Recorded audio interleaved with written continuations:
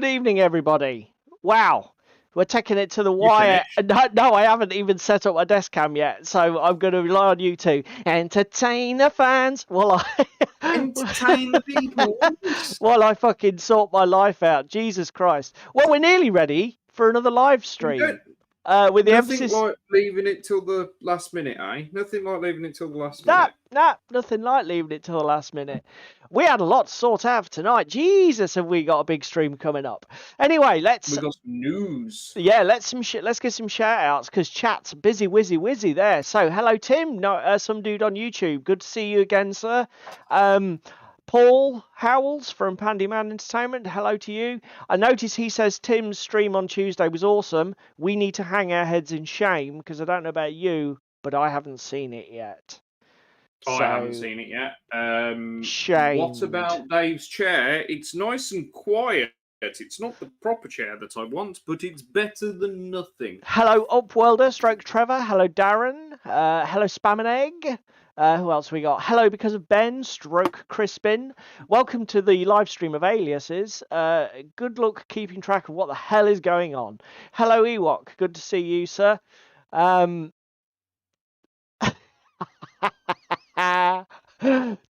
all these hobby hangouts inspiring me to do hobby. Do you know what, Darren? That is the nicest thing anyone could ever put in our chat.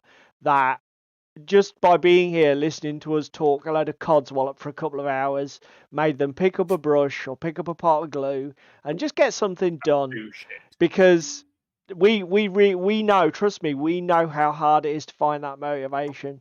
So yeah, that is a fantastic thing to hear, mate. So Darren is still painting his D&D cartoon, guys. He started last week. Third play of Elden Ring got in the way. Ooh, is that Elden Ring the digital game or Elden Ring the?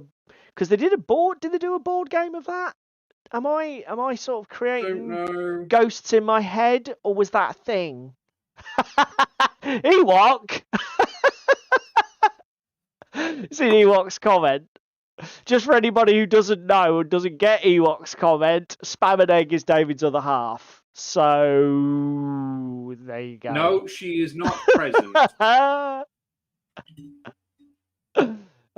Dear. The video. Okay, so Darren was playing the video game version of Elden Ring. Do you know what, Darren? It's been ages since I got into a video game, and then it wouldn't be anything like a AAA title like Elden Ring. Anyway, look at this. I haven't even got my fucking apron on. Mate, well, do you know what? We'll give it a miss tonight. You are very, very ill-prepared. I may have to reach for the apron if we get as far as airbrushing, but I don't think we're going to. So, hello, welcome everybody to another hobby live stream, our regular Thursday slot. For those of you who've not been here before, we'll run through our normal itinerary of events. Hello, Paul. Bye, Paul. Don't even start dipping. I'm off to bed. Okay, see you, Tim. Good. Thank you for popping in, and we will check out your stream. I've got some hobby stuff that I need to do, so I'll stick it on in the background while I get some work done later this week. No Ewok, although we did discuss it at club. Just for those of you who are new to the stream, we'll follow our usual format. So the first thing David and I will do is just give you a rundown of what we're going to be working on tonight while we run the stream. Then we will have a chat about what we did at our gaming club this Monday night. It was board game week, and we had it interrupted by the AGM, so it's a nice little short slot for that. Then we will waffle about a bit of news, talk about some crap we've seen on the internet over the past week or so. Some crap. We were bitching and moaning last week that last week's was a very news-intensive week, having been away for a week. Yeah. Fuck me. The paper mill has kept on turning. To be fair, it's been a news-intensive week. I did think that when I was looking at the number of tabs I had to open for the news this week. It's like last week was a blip because it was a fortnight technically, but Jesus, yeah, things are really hotting up as we're coming out of winter and into spring. It's going to be an expensive year at this rate unless the manufacturers start calming the fuck down. Then about 9 o'clock we will get into our main topic. Now we've got a weird one tonight. So David and I have been we're often sort of like throwing around ideas for streams, as you can imagine we would do as this is what we do regularly on a Thursday night. And Ruminating, I believe, is the correct terminology. Yeah, David came up with a genius observation in the nature of he was sort of comparing two game designers to each other. And that opened up the whole sort of thought process around tonight's topic. But basically, what we're going to talk about is the idea that even if you're a gamer who, some of us can get easily overwhelmed by trying to memorize myriad complicated rule sets, but there is another way. And this hobby has you covered in that you could learn essentially one core simple rule set and then just fill your hobby boots with endless terrain collections, model collections, and still enjoy that hobby experience, but with a very low game overhead, which is a sort of context you don't often hear the concept, the conversation would go in, do you, David? It's often, No. Oh, I've got this, I love gaming, but the hobby overload is like, or the hobby overhead is huge. What about the other side of it, where you love the hobby, but you don't want a huge gaming overhead? So that's where we're coming at it from tonight. Yeah, I remember that from school, Ewok. The advert for Topic chocolate bar. For those of you who don't live in the UK, Topic was a chocolate bar, I believe, by Roundtrees, possibly. And it had "What has a hazelnut in every bite" was a tagline. And obviously, in the 80s, every schoolboy said "squirrel shit." So that was a tagline that didn't really work. But there's your sort of like hark back moment. Are you all ready to just hold the fort for 30 seconds? Because I'm an incompetent oaf and I left miniatures at the top of my stairs. Yeah, I can do that, mate. I tell you what I can do. While David goes off and does his incompetent things, just let me load in my desktop cam, and then I can probably run you through what I intend to do tonight. For hobby. So if I go to this and then go to this and go here. And I am back. Oh, he didn't take as long as I thought he would. He was bloody too quick there. Literally, I had to walk all of about 4 feet. Right, okay, well, do you want to go first with what we're going to be doing for hobby tonight then? Well, no, actually, I don't. Warhammer Brain Slug. What? What is Orinoco? Hello, Orinoco, by the way. First time I've seen your name in chat. Oh, Paul Howells. Well done, sir. We've got a little extra for you tonight because it's the first week of the month. So we're going to run through the painting competition that we ran at our local gaming club. I'm even more incompetent because I still didn't get all of my minis. So I'll be right back. So we'll also be talking briefly about that and showing you pictures of some of the entrants, and also we have a couple of fantastic entries from our stream audience. So we've got that coming up as well. So does Paul have the brains? I just bought the box back. It's easier.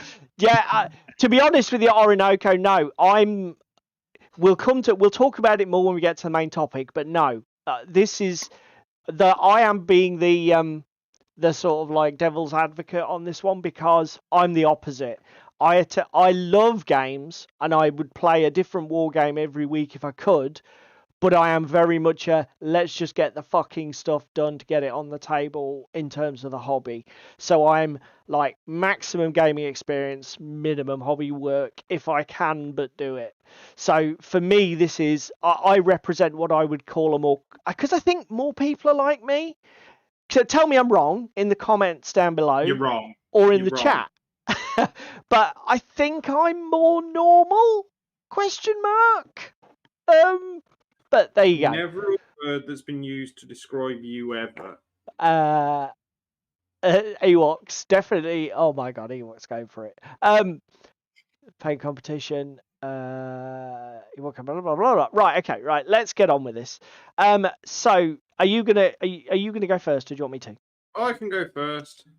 Da-da, da-da, da-da-da, boo. We've So what are you got a working on bit of a tonight? smorgasbord tonight. We're finishing these off. So here immediately, David spoiled the fact that he entered the paint competition with ships that weren't even finished. I'm just putting and this, contrast the knife is twisting. The knife is twisting because not only is it not finished, but it won. So I'm putting some Black Templar contrast in the smokestacks. I'm going to wait for that to dry, and then the lens is on the front. I've got to put this Sigvold Burgundy in like these guys. I've just filled all my multi-award-winning Moonstone bases, so we're waiting for them to dry so I can get some sand on them. We might throw some washes on some scatter terrain that's currently sat on my desk, being very nuclear yellow and baby poo brown. Great. We would say golden brown, but no, baby poo brown works. So we're going to do that, and then I might get onto some of the stuff you bought me for my birthday, Paul. Okay. Ooh, okay. You're right. Do you know what? You are ambitious, don't you? You just sort of like set your stall out. I'm fucking going for it. I'm balls to the wall, mate. Here's how prepared I am. What I'm working on tonight hasn't even been unpacked from the post yet. Right. Okay. So, terrain. I'm sticking to it. David's fallen off the wagon, but I'm sticking to it. So it's... Hey, no! Get back in your box! What's washing these then, you twat? What about your ship? Ships are a minor inconvenience. In the road. And be a speed bump. Okay, so Frostgrave table. Let's go down. In fact, will this work? Yeah, that'll work. Let's go to the old boop boop. Turn David's off. There we go.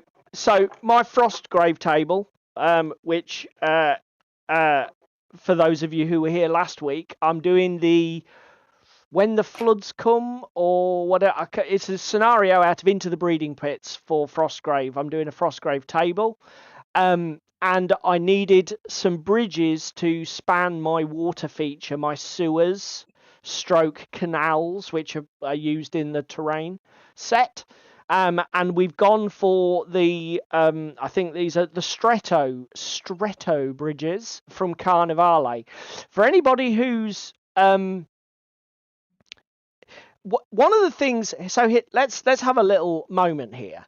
So I don't know if you guys have come across this. Obviously, there are a number of different manufacturers now who do water terrain features that you can set on battle mats. You get all kinds of little, I will call them garage manufacturers that make ones out of latex and resin. You can get pre-formed plastic, pre-painted ones from companies like... who does Battlefield in a box? What the hell are they called? GF9. That's it. Thank you. GF9. So there's loads of these products on the market, and they come in different scales because there's, you've got 15mm rivers, and you've got streams, and you've got, 28mm rivers. So you can get these water features or these water... A lot of these things are modular as well, so you can buy them in multiple components. And to be fair, if you're shopping for them, the people who make them and market them are normally fantastic at telling you how big they are. On the flip side, people who sell bridges as terrain features, whether they're pre-formed or pre-made, are generally shit about telling you what's the span. They'll often list the dimensions of the bridge, but why has nobody realised the most fucking important dimension on a bridge is the span? What's the gap that runs between the supports, whatever they are, because I need to know if I can fit my goddamn water feature in it. So if you are a company that makes these things, for fuck's sake, put it in the product spec. Because, and to be fair, I've been spamming guys on Etsy and eBay who list sort of like bridges and resin prints and all sorts of stuff. And fair due to them, a lot of them are absolutely fantastic. They'll respond immediately with the measurement in mil and inches. Some of the guys out there who produce this stuff, the customer service is bang on, because essentially they're just guys like us doing probably a little bit on the side for some pin money, and it's brilliant. But it would save a lot of sweat if you just put the goddamn span in the spec. So the reason I mention this is, just for FYI, all of the bridge kits that are made by TT Combat for the Carnivale game are standardized to cross a 4-inch span.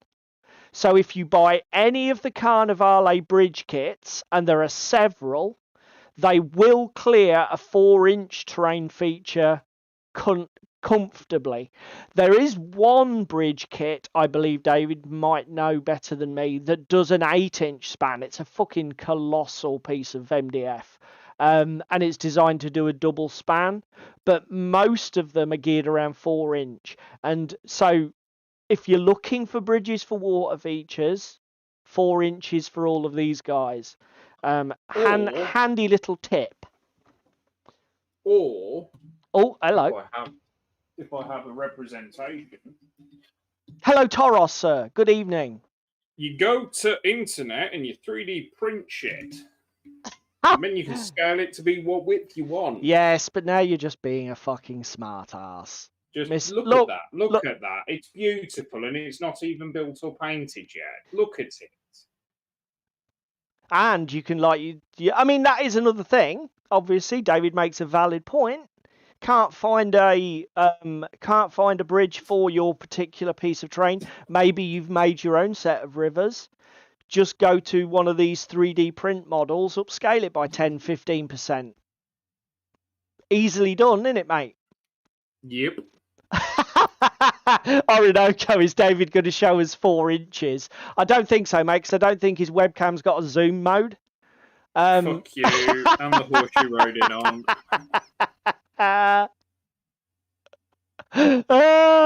Right, okay. So that's what we're working on tonight.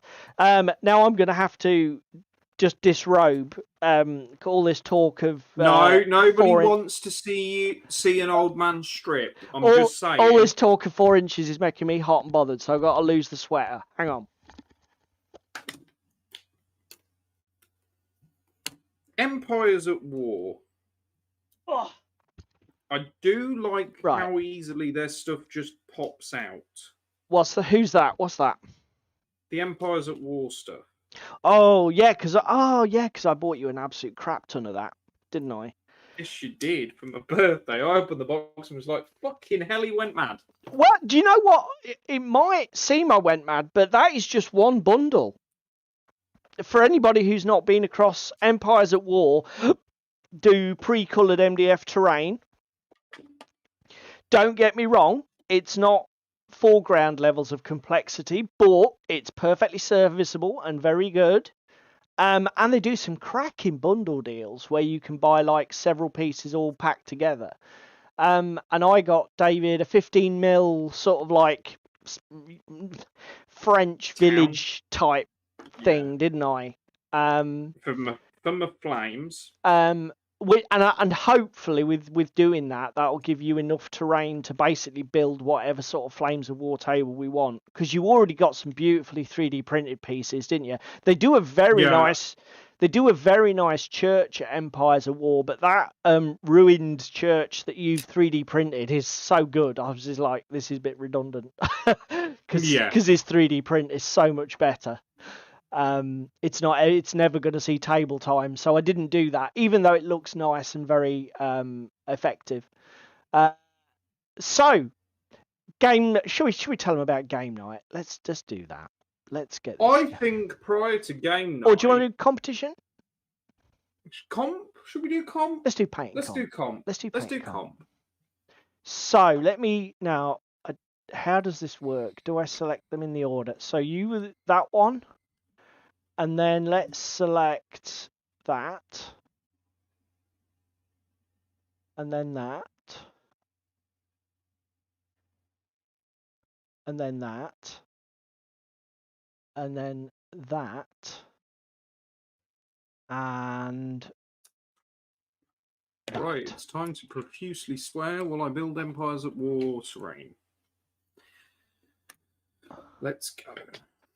Let's get this running. Apologies if we get Seeing a as little bit of juddering, but I'm asking my potato to computer to just do something for a second. Seeing as Paul decided to attack me for doing terrain, not doing terrain. Let's shut him up. Charlie Foxtrot. That is a name I have looked at several times. I think it was that Darren who just made that comment. Sorry, I'm in my Charlie Foxtrot. Yes, Paul. That's Paul. Paul. I have seen some Charlie Foxtrot stuff, but I don't own anything by them. Do you know what? We can't really complain because the actual sort of like number of manufacturers who are getting some really cracking terrain out there is getting pretty damn good. You know, it doesn't really matter what you're looking for in the terms of ready-made even terrain for wargaming. The bloody world is your oyster at the moment. Well, again, the eBay roads that you messaged me about last night. Darren's cursing 3D printing. You see, it's not like the old days, Darren, is it? With your exaggeratedly proportioned metal minis where you could get clear delineations. I know exactly what you mean. Having to paint everything into fucking because it won't define itself is really frustrating. So let's see how we go. So painting competition.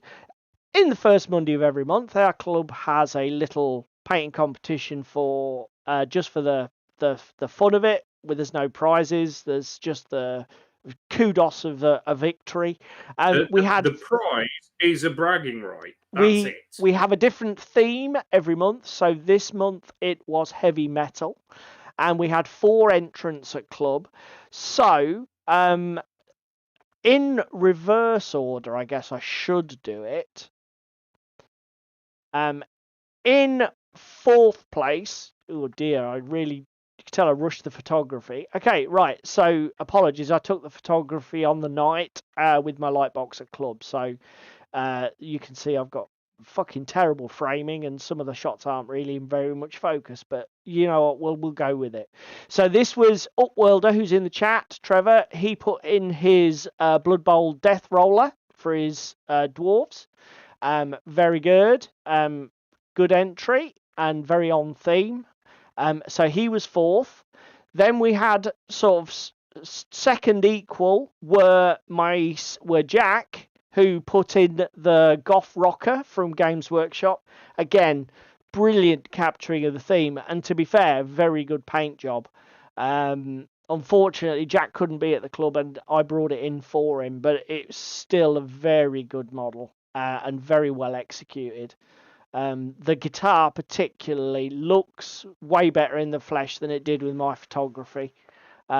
But it's just all round. Jack's got a very classic GW, almost box art style, high contrast, and it's a very good miniature. The boots as well. I mean, the boots were just fantastic. The weathering on the leather and that, it looked so good, and the hat. So good model. Then I was second equal with my first completed Flames of War German tank. This is a Tiger. You want to tell the boys and girls at home the nightmare you had? Yeah, I believe it's called, Tim's gone, but he would have corrected me. I believe it's called Zimmerit armor. This stuff that looks like bloody grating, the sort of washboardy type effect that's on the side of the tanks. What Zimmerit armor can fuck off. For putting decals on, it's a complete nightmare.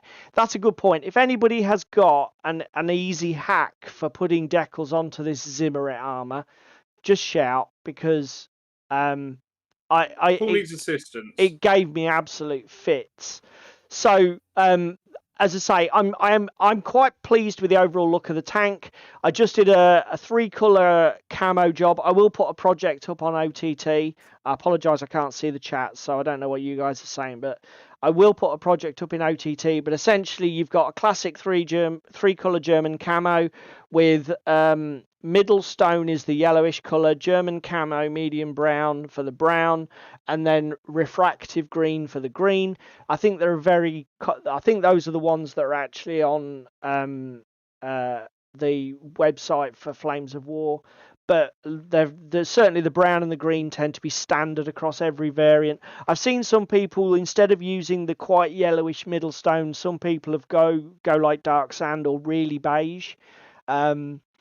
I prefer the yellowish look. I don't know which is better I think historically. it depends a lot on your theatre as well. Yeah, probably the beigeier one's more common for the North Africa. But as I say, that was my base. Basically, I just did some random splotching with the airbrush, and I was surprised how well it worked out. Then we basically dry brushed a bit of middle stone back over it to sort of like make the camo pattern look worn and even more random and haphazard and less clearly defined. Then it was just slapping washes on it and then painting all the details on the tank. So that's all the tools and equipment on top. I won't list the paints here, but as I say, I will put a project up in OTT. Yeah. So yeah, that was that. And then David won first place with his unfinished dwarf fleet for Armada. Yep. So the red just needs some highlighting, and as I say, the smokestacks and the visors were unfinished on these. To be fair though, with miniatures at this scale, you don't really have to do much for them to start to look good. No. Did Sonic Sledgehammer put any decals on, Darren? Because it was the decals really that just stressed me the F out. Darren,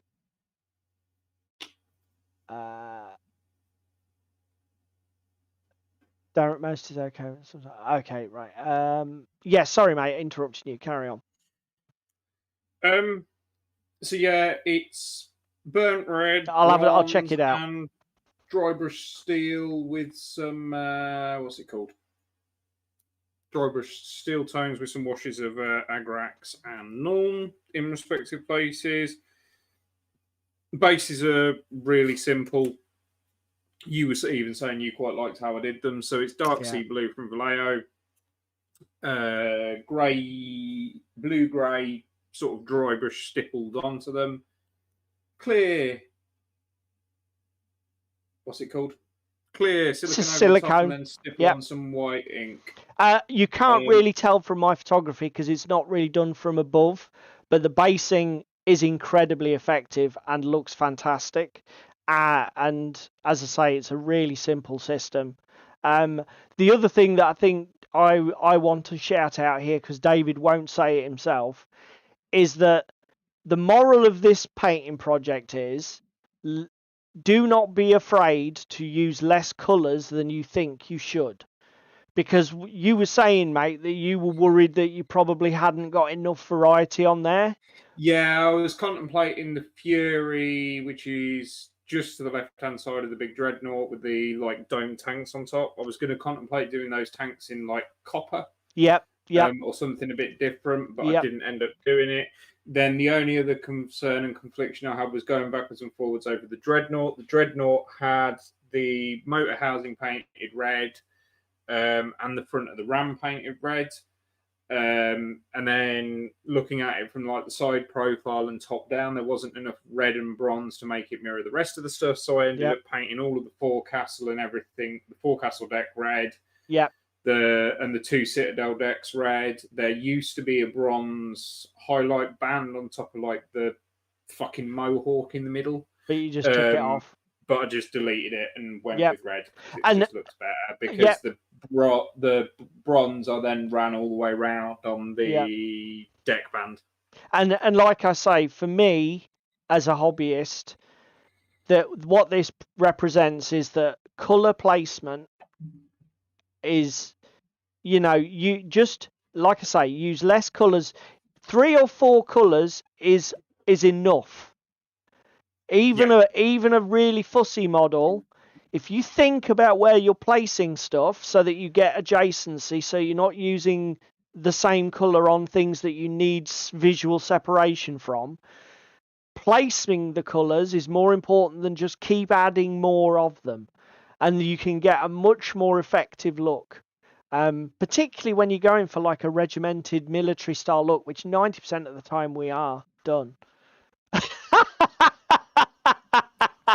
Oh! You just saw the chat comment, didn't you? Oh! Can anyone smell burning? Oh, Ewok, that's got a sting. Oh, dear God. Right, okay. So, well, David's pretty much single-handedly responsible for the news this week as well. Yeah. Hang on. See, this is why we didn't do painting comp first, because I knew this would happen. We haven't finished painting competition, have we? Because those are the club entries, but we also had 2 fantastic entries from our audience members, and I'm sure it was just the 2 in the end. I apologise if you sent me an entry and I haven't listed it, but these were the only ones I thought we had. Darren Harmon just smashing it out of the park. Obviously, bang on theme with heavy metal. We've got a selection of little robot dudes here. Again, stunning work, fantastic presentation, beautiful photography. Just makes you want to spew. The man's annoying, but what can you say?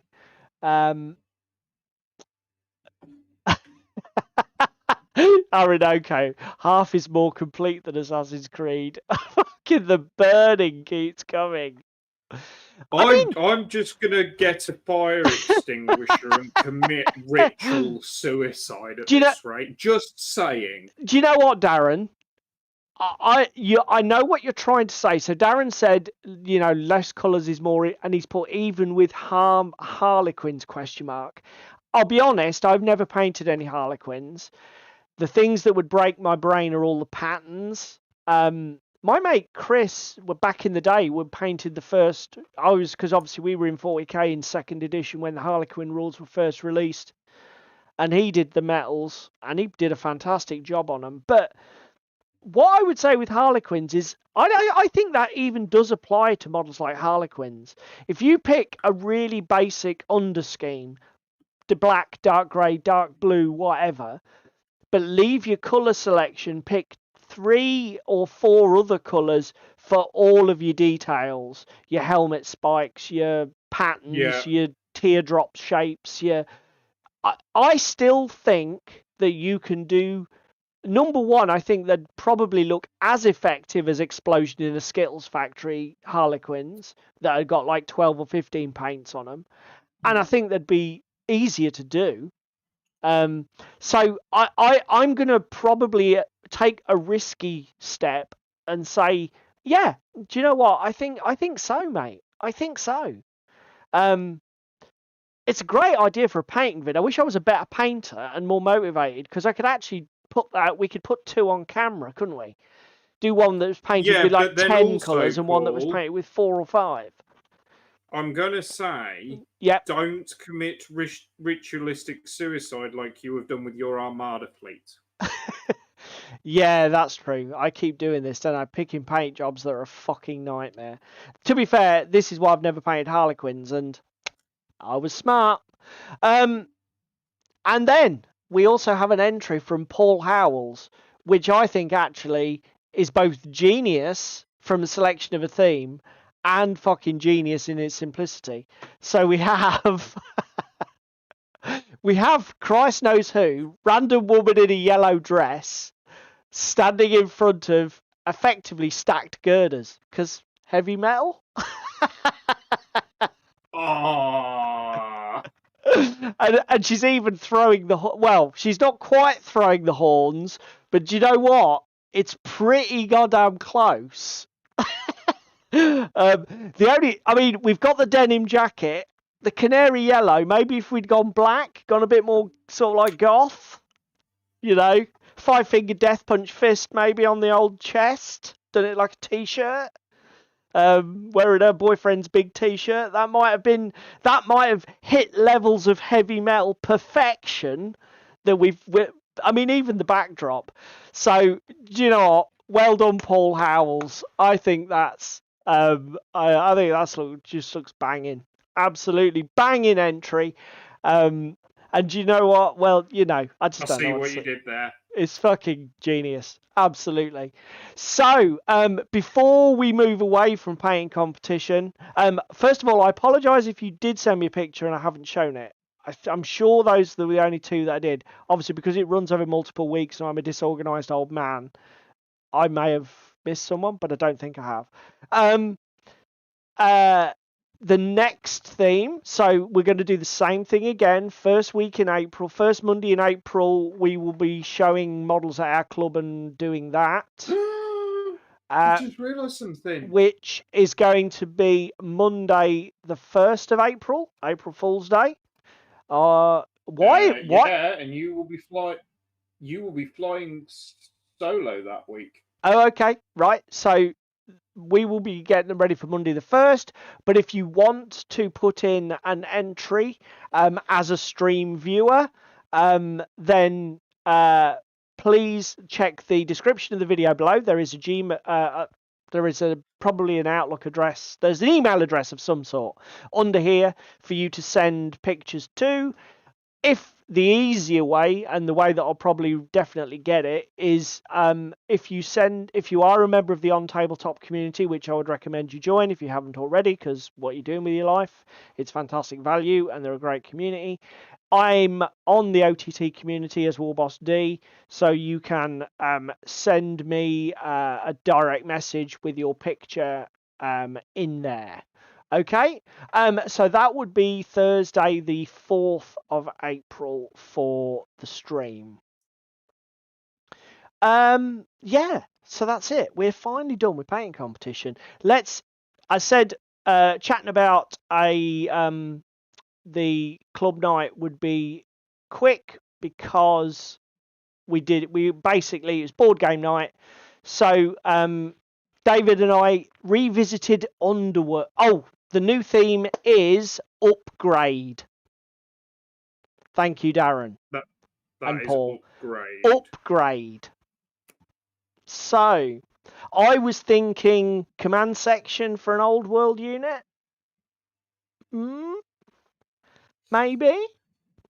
Cybernetically enhanced sci-fi minis. Looking at you, Space Station Zero.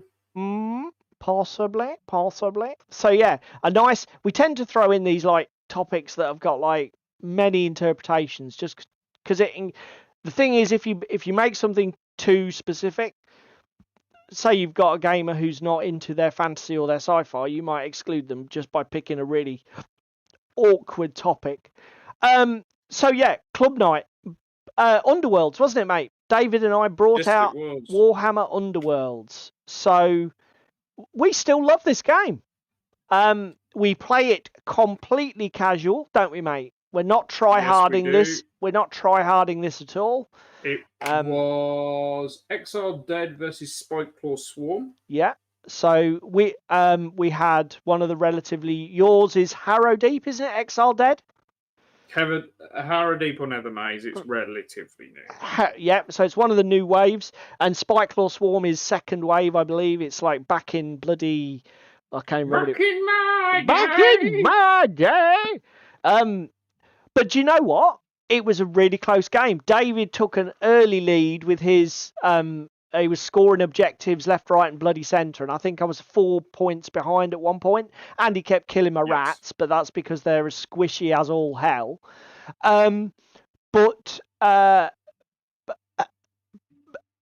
Basically, I managed to have a killer. I think it was turn 2. I just had a massive surge of scoring and scored 6 objective points off 2 massive scoring cards.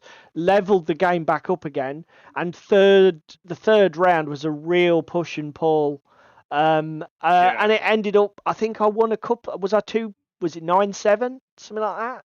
8-6. Wow, spam. Wow.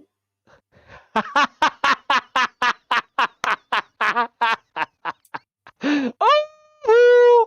Yeah, so Spike Claw Swarm took the day home. I think by a win of a couple of points. It would have been more, but again, David played really well. He stopped one of my scoring objectives by just keeping me engaged. He didn't know that he was blocking me from scoring, but he was just playing smart. Trying to cycle my own objective cards after you murdered my fucking leader, you twat. Yeah. I mean, there was an element of, again, the thing is with Underworlds, I suppose you do have to admit there is an element of luck to that, because I took a massively risky play and it paid off huge.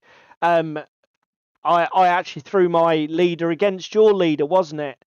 Yep. Just Nearly charged. went under the bus. And it was like, because I had to do that, otherwise I was going to be basically get mobbed by about 4 attacks from his stupid little sort of like slave models. What are they called? They've got a Zombies? No, they've got a keyword. Your minions, conductive minions. Conductive models. That was the word I was thinking for. I knew they had a keyword that triggered their effect. So yeah, but I did. It paid off, and it was just a great game. You were fucking triggered after the 3rd time of me doing it in a turn. It's fucking. I mean, Jesus. Not only is he maxed his, but I was like watching him deploy models, and it's literally like, and he just keeps going till he's filled every single deployment slot on his board half, and I'm like, oh, okay. Then it's like, okay, and I move all these 4 models, and then I attack with these 4 models. It's like, what the fuck? What action economy is this? You can get to use 4 models instead of 1. So yeah, it was a good game, really good fun. As I say, we will continue to recommend this game, I think, don't you, mate? Yeah, it's still good. It's still you might enjoyable. read scary things on the internet about the meta, and you might see terrible things about keeping like deck cards being banned and blah blah blah. The way David and I play it is we just take the cards that came with the models that we bought whenever we bought them. We run those cards and those decks, and if something seems really asymmetrically wonky, I've like tweaked a couple of objective cards in some of the really old war bands, just to give them a little bit of a lift. Put in some generic ones instead of their faction ones, just to push them a little. But generally, just run it as it is. Just pick it up, play it. It's a board game experience. Yeah. As long as you come at it from that, I think it's one of GW's strongest games. Fantastically low hobby overhead, and all the models are beautiful and fun to paint. Yeah, we'll continue to be advocates. Well, be inspiring a stream topic soon. Yeah, more than likely, because everything we do seems to inspire a stream topic, because it has to. Ewok, what the fuck? You're making him wear the orange Y-fronts and pinafore of shame again. Yeah, did you? I mean, again, obviously you won, Darren. Did you enjoy the game though, or was it like a one-sided asymmetric crush fest that you thought, why would anyone play this for fun? We said this. Most of the games that we've played have been 1 or 2 points in it. It's not been massively wonky. I mean, don't get me wrong, it can happen. I mean, we had a game where your goblins on horses beat my stormcasts about 9-0, didn't they? Goblins on horses don't exist. Oh, goblins on wolves, you know what I mean. You'll know the Gribbets, something, is it?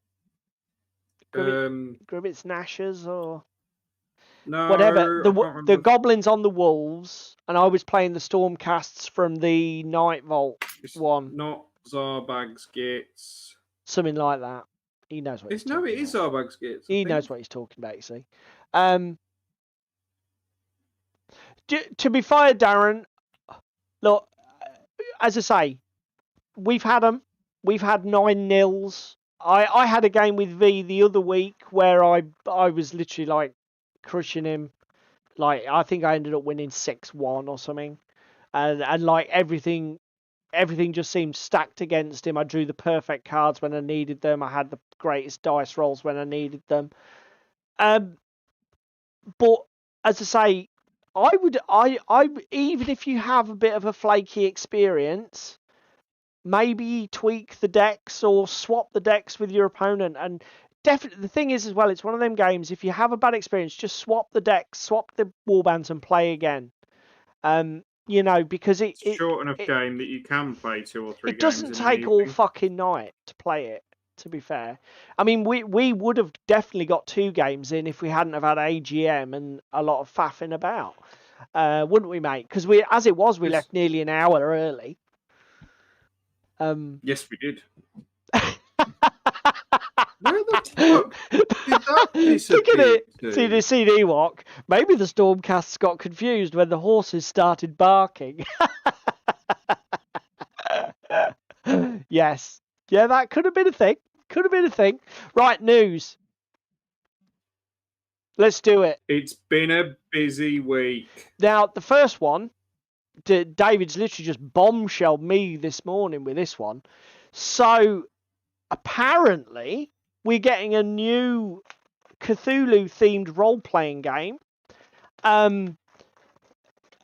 I think it's basically, I think they're doing a sub-license of the Arkham Files universe, which is sort of created by Fantasy Flight.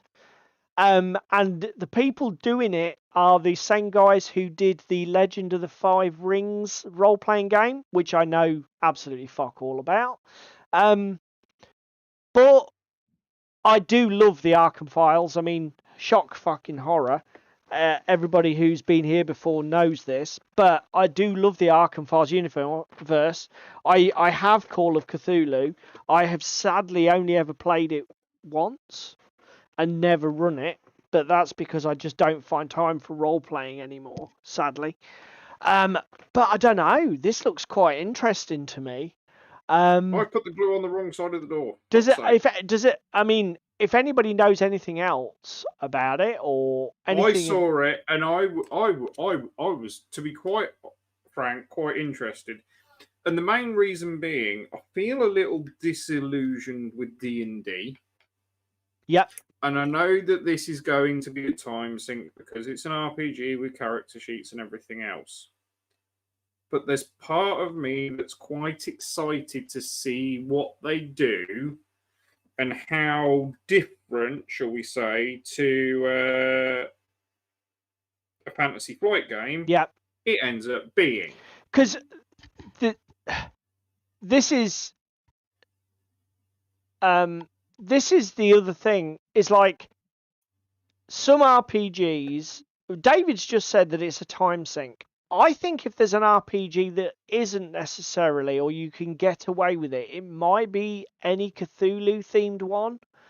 Yeah, because it's over in 5 minutes, because it's full of cosmic horror and you're going to go mental and die. Yeah, exactly. They're not campaign style games.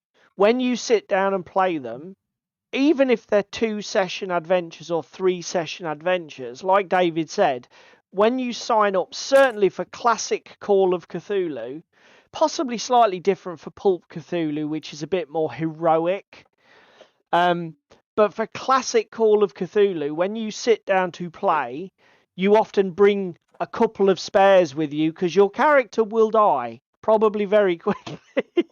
And like, there isn't really a lot of point in a campaign mode for Cthulhu because stuff's too fragile and doesn't last. It's more about the experience and that horror gaming thing. Now, I know nothing about Legend of the Five Rings. I don't know what they're pitching for with this because I've only just seen it today, basically. But it's interesting. Looks like it's D6 pool instead of D20. So again, something a little bit different. Alien uses a custom 6-sided dice pool for skill tests and things. Again, if I was to recommend a game that's very similar to like Call of Cthulhu in its ambitions, it's Alien, the RPG by Cubicle 7. Was it Cubicle 7? No, who the fuck does it? It might, whoever it is. Somebody in the chat or comments correct me. Who does the Alien RPG? It's gone. They're Norwegian, I think, aren't they? Or they're some sort of Scandinavian firm. I keep thinking Cubicle 7, but now I'm doubting myself. Anyway, that was the first piece of news. I'm jazzed. I'll be looking at it. But then again, everything Cthulhu gets my attention. And annoyingly, there's loads of good things coming out. This one is yours again, mate. So David's been on the old Kickstarter looking at his ones and zeros again. Yes. So we've oh, got Islands and Inlets by Warscape. Now, this is already on late pledge, isn't it, mate?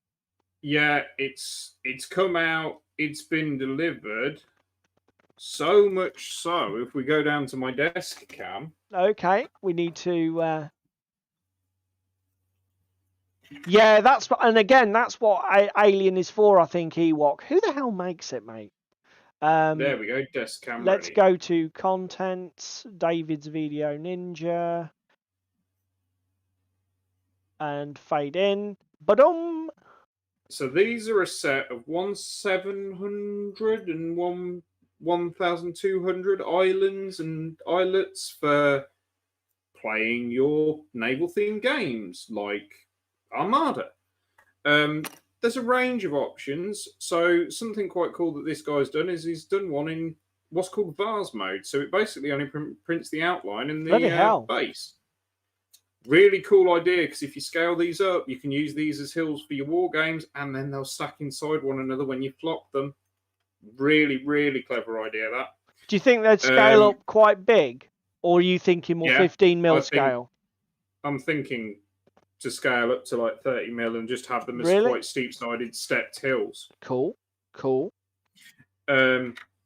We've got bays on them. We've got all the cliff bases. There's still stuff to come out. There's harbours, jetties. He's done a load of settlements in the Dwarven theme. Let me go back to the Kickstarter while you talk. And there's loads that he's done. Both of these printed out yesterday and today, and they took an hour or just under an hour each to print. I mean, obviously, the stuff on the Kickstarter page is all finished, painted, and dressed, but bloody hell, it looks absolutely beautiful. Sandbank's a little uninspiring, but I guess it's a sandbank. What can you do? But I think it was the absolute insane value, wasn't it, mate? £19 for a ridiculous amount of STL files. I think with all the stretch goals that he added, for your £19, you're basically paying 50p a set, and that set can contain anywhere from 5 to 25 different islands. Yeah, so they got to 11,000 odd pounds. He got all the way through his stretch goal, smashed through to whirlpools at 7,600. And I'm assuming, and basically all of this stuff that people can see listed here was unlocked, yeah? And included... Yeah, it's coming and delivering, because he's delivering it in batches. So the first stuff he's delivered is the early bits, and then the other stuff is coming shortly. Oh my Christ. I'm really looking forward to the ice caps and icebergs for Armada. Yeah. And to have some sets that are all... And the coastal settlements. Oh my God. Yeah. You're going to be able to create so much cool shit. Full harbours. I love these shorelines for edging the board. Yeah. That's another really cool thing that I've looked at. And the peninsula as well is quite nice. Something to divide the board up in a different way. Bloody hell. Yeah, so... if you're interested in your ones and zeros, and particularly if you're interested in either dystopian wars or Armada, or even, I mean, the thing with Black Sails, is it? Black Seas? I can't remember. I can never remember which it is, by Warlord. I don't think you use too much terrain in that one, but even then, you know, if you've got a game you think you can use it, this is an absolute friggin' steal for 19 quid. Get in there. I wanted to shout this one out because I saw this in the Discord chat for on Tabletop, and I've not come across Geek Villain before. They are covered quite widely. When you do a search on YouTube, there's quite a lot of people in the historicals field that have done reviews of their products. Are these their fleece mats? Yes, right. So this is what I wanted to discuss. When I saw this, I was intrigued by this fleece material. So their mats are described as being made of fleece. Okay. Not cloth, not PVC. Fleece. Okay. Now, to be fair, I think there's a little bit of hyperbole in here. Hola, Cheese Me. Hello, sir. Free League. Thank you, mate. Oh my god, I'm such a dunce. Yeah. Yeah, thank you very much, guys. That sounds very cool. If he's good, he's going to be good at running Alien then. Yes, so despite what it says here, the fleece, imagine like your standard fabric battle mat, but the fabric is of a heavier texture and a heavier quality. It's basically just thick, sort of like a braided cotton woven, so that it hasn't got a super smooth texture. It's much more matte and much more luxurious feeling. They look a lot like when you see people handling them on videos, they roll like those heavy blankets you can get. They've got a real weight to the fabric. They've got beautiful stitching around the edge. They're all stitched and glued and hemmed. There was some comments in the OTT Discord that their sizing can be off. In the descriptions, it says that they guarantee it will be 6x4. They will often be more, but they guarantee it will be at least 6x4. This was disputed by some people, including Jerry, in the, as I say, in the on tabletop Discord, who actually was sent a review mat that was of several inches too short in both directions, I think he said. The textures look beautiful. Bearing in mind the drawbacks here are they only come in 6x4, and at 65 for a one-sided, basically print textured mat, that I think then that they are quite expensive. If you go for the custom print option from Deep Cut Studio, a double-sided hemmed mat with a carry bag neoprene sandwich, so you got two sides with a neoprene center, that one will be about the same money after in euros, after sort of like it'll probably be around 120 130 quid posted to you in the UK. So I still like my double-sided mats because obviously I have such a large amount. I want the economy of storage. Having said that, these come folded in a bag. Well, unlike the problem with the neoprene is you can't fold it and then leave it folded for months or even weeks without unfolding it and shaking it out, because otherwise it will crease and it will deform and it will drive you batshit.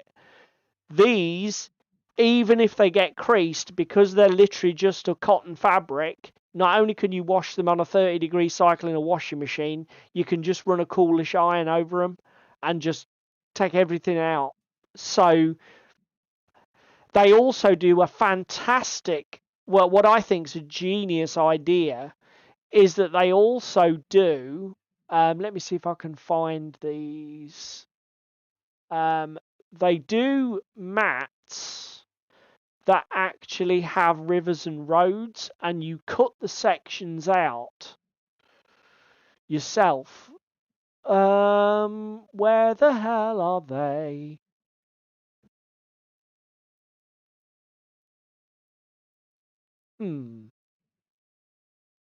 Let me search the website because I don't know where to find them. Maybe they were on the mats I was just looking at and I missed them.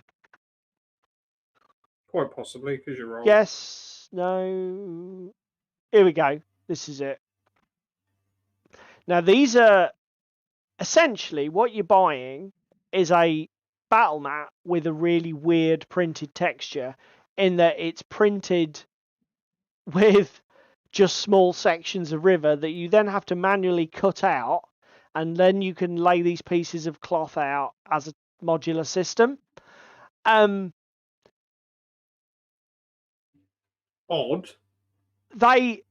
I've again, if you go on YouTube, you can search for guys. Storm of Steel's done it. CP, I think it's CP Wargaming. Some American guys have done a video on these. It's a brilliant idea, and for 45 quid plus about 5 quid postage, you get an insane amount. Everybody who I've seen who's reviewed these has said if you buy one mat of 6x4 of rivers or roads, you will never use all of them on one table because you'll effectively just have an unplayable table. But you could easily just buy one and split it with Two or two or three people, or buy it for a gaming club. The only downside, I think there's a couple of downsides. Number one, where your terrain feature transitions into the white border between, you want to make sure when you're cutting these things that you get rid of all that white. Otherwise, that's going to really draw your eye when you're putting these things down. Secondly, apparently, actually physically cutting all of the parts out of the mat isn't a small job. It is a bit labour intensive, but seems a fantastically cheap way to get a modular river or road terrain. Textures don't look bad. Although they're only simple fabric, this heavy fleece doesn't seem to fray very much from the reviews I've seen. It settles and lays down quite well without slipping and skidding about too badly. So, I think I'd still rather have something with a little bit of 3-dimension. So I think I'd probably go for something that was sculpted and set on rather than just flat cloth. But you can't fault the value for money with these. I think they're an absolute no-brainer. That is true. That is true. Darren saying that the other problem with neoprene being a rubber-based product is it would probably perish over 10, 20 years. That's true, mate. And you could get degradation, cracking, or just rotting at the edges. I think you're dead right, Ewok. The thing is like if you invested in a couple of mats, because I mean, again, the thing is they do, like I talked about at the beginning, they do narrow roads, wide roads, so 28mm, 15mm, narrow rivers, wide rivers. You've got forest, winter, desert, fucking, and you whatever theme you want, you've got it. If you're buying a couple of these, just get some good haberdasher's scissors, something heavy bladed, super sharp. I mean, Ewok says pinking shears, but if you get yourself something good, don't just try and fucking cut these with your fucking £2 cheap shit scissors from, Poundland. I think if you just invest in a good pair of scissors, you could probably whiz through it and actually do a fairly good job. Did you just use Waz? Yeah, because that's a word. Darren says he has neoprene dice trays that are going crumbly. Gutted, mate.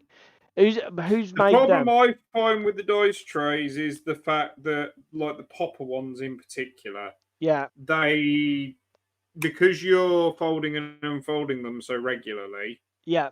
you do degrade it, because again, the ones that I bought at Games Expo, not last year, the year before, are now not particularly happy.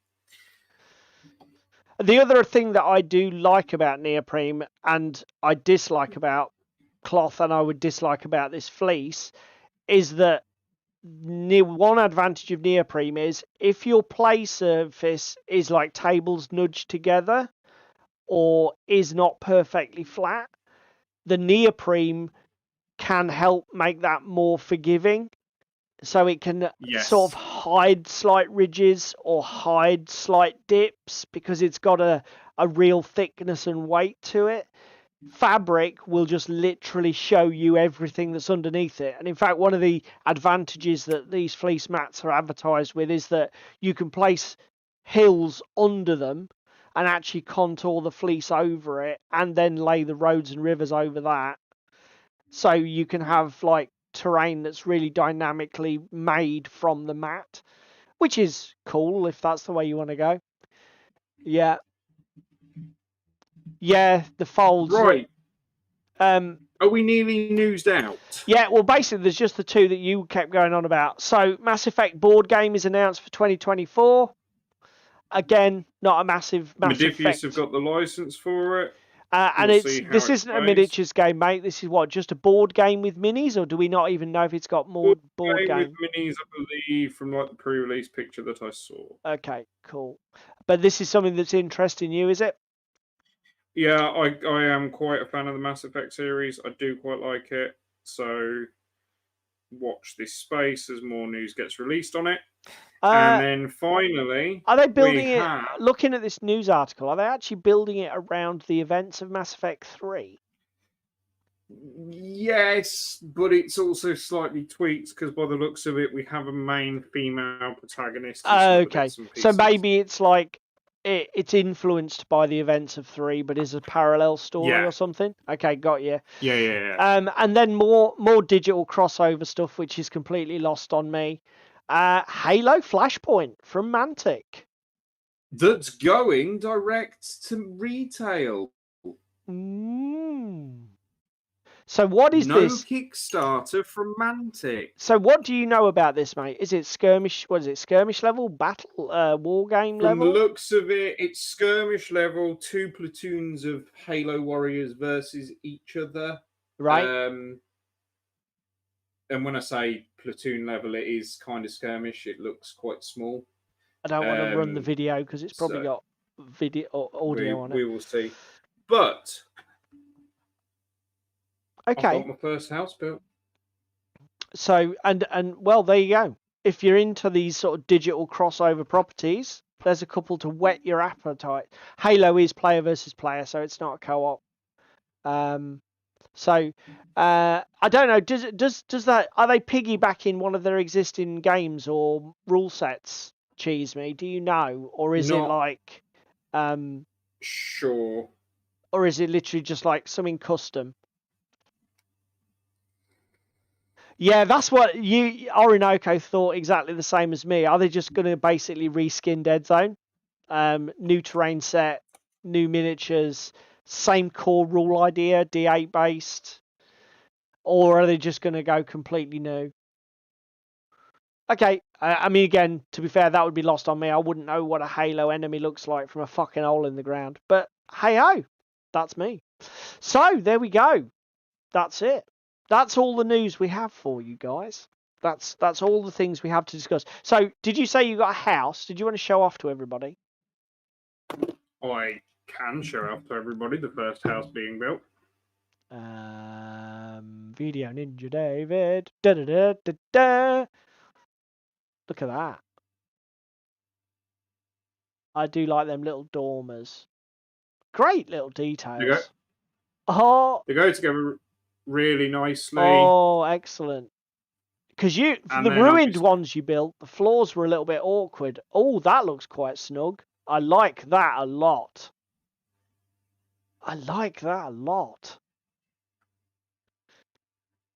Do you think you put any paint effects on them? Washes or anything? Possibly, and I might try and do some like vines and stuff on the gable ends. Yes, Ewok, Empires at War, mate. I bought David one of their terrain packs. I think it was about 70 quid for 11, 12 buildings, was it? What I shall have a count and get back to you. But it was I thought it was bloody good value. For what he got for his money. So yeah. So let's get into our main topic, shall we? 11 buildings, sir. 11. Yeah. So, can't complain, really. that works out at like literally what, about 6-7 quid each. six Yeah. 6 quid a kit for pre-coloured MDF. Really? Okay, whatever. I think that's with interior detail to some degree. I mean, we're not even talking just fucking literally. We're not talking TT Combats like locked in shells where you don't even have holes for windows and shit. It's all just engraved on. I think they're a good product and well worth the money.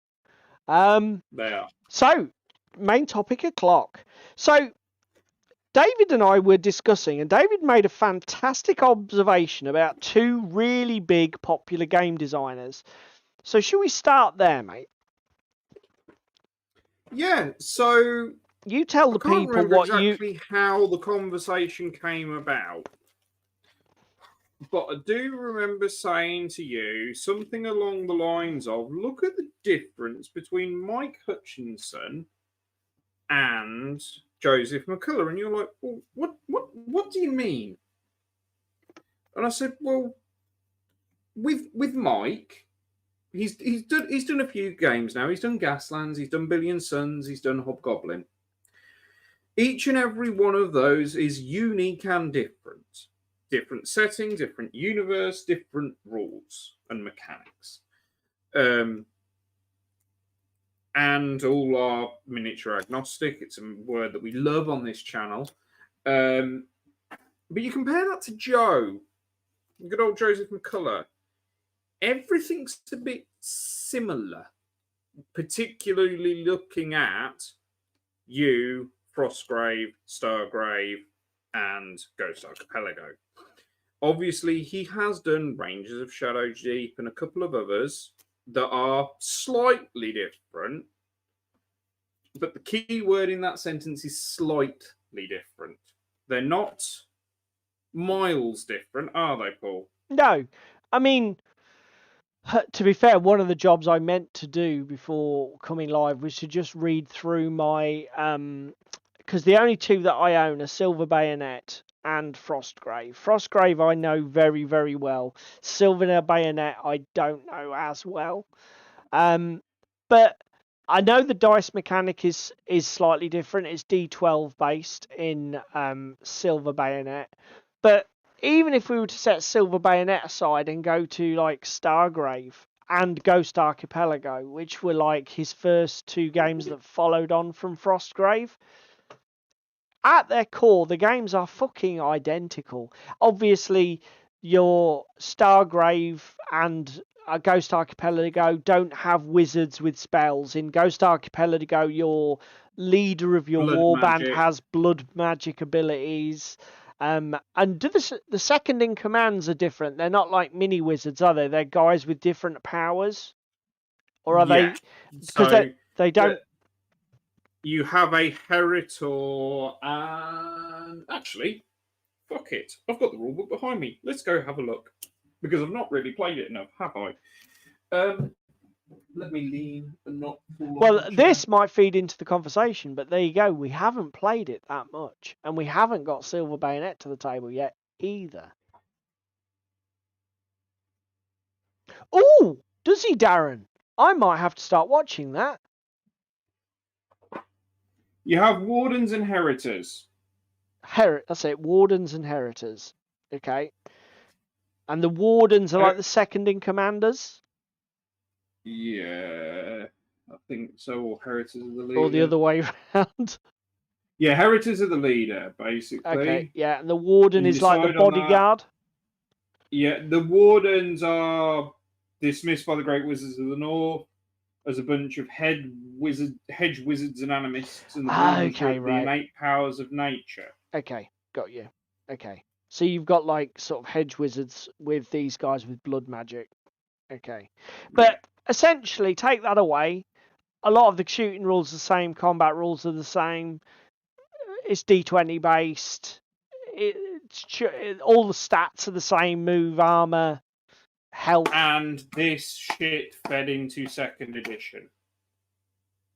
So because the limited specialists. Yeah, straight off the bat with the yeah, release of this book. it's got some of the adopted rules from like the changes to second edition Frostgrave, hasn't it?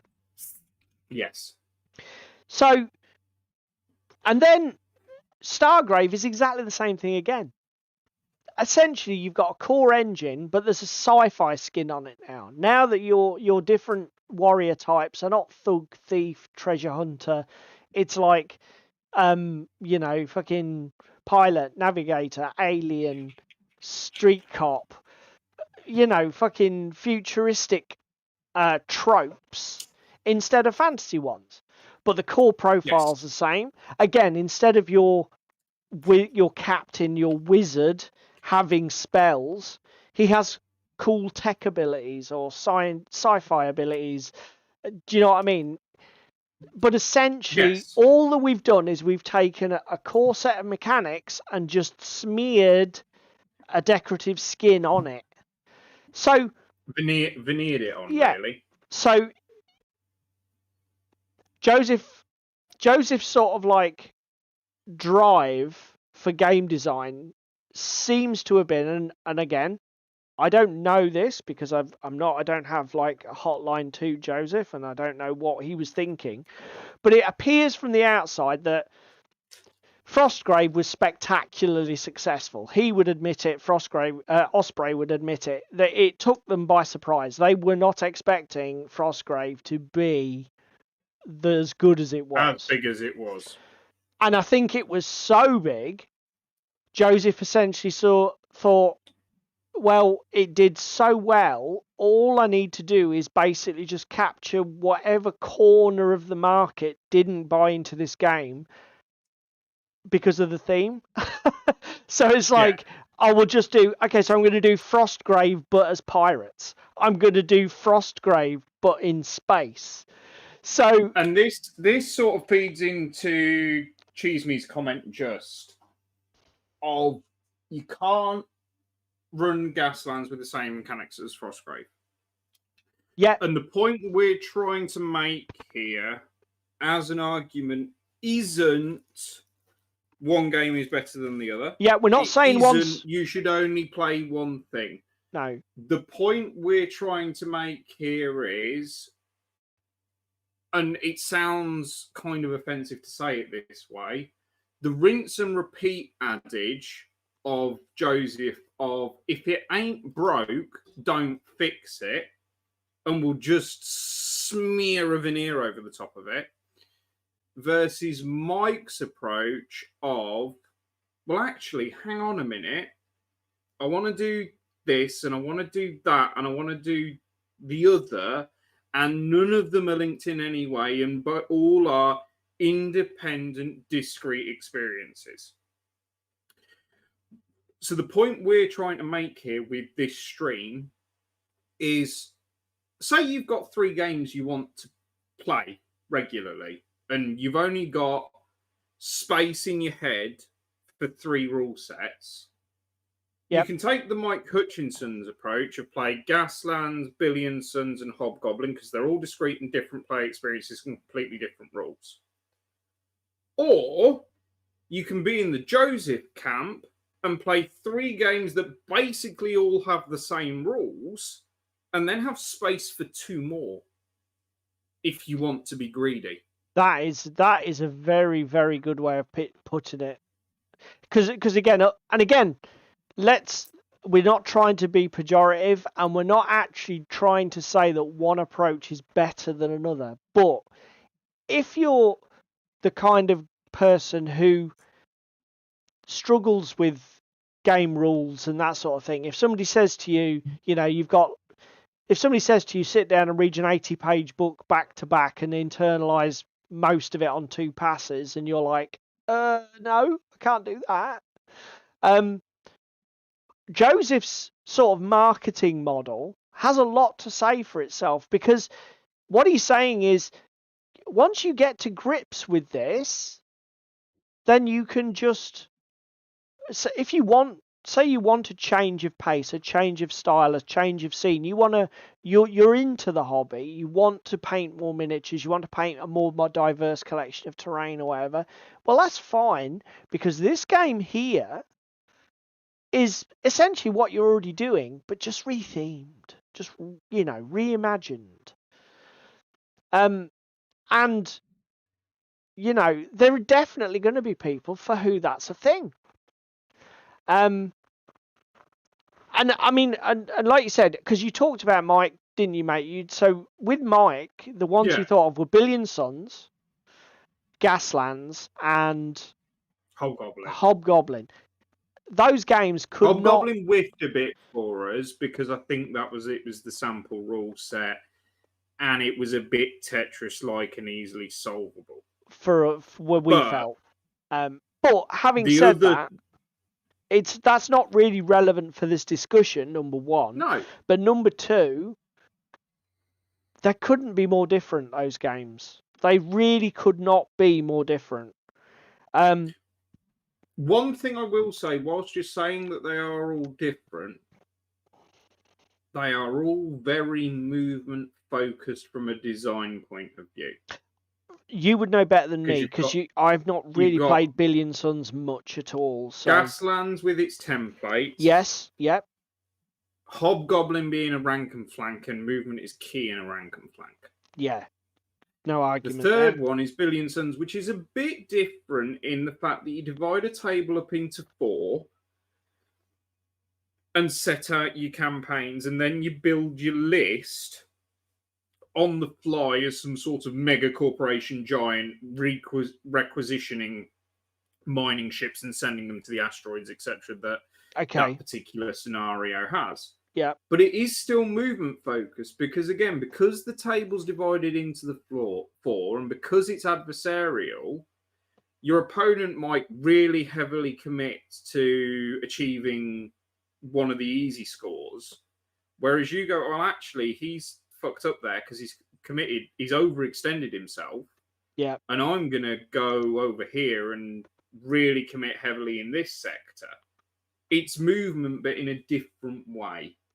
Ooh, that's a good shout, Cheese Me. Yeah, that's exactly the point we're trying to make, Darren. So Darren says one benefit is that once you know a McCulloch game, you can learn the others easy. And that's exactly the point. Good shout from Cheese Me here. Firelock do exactly the same with their Blood and...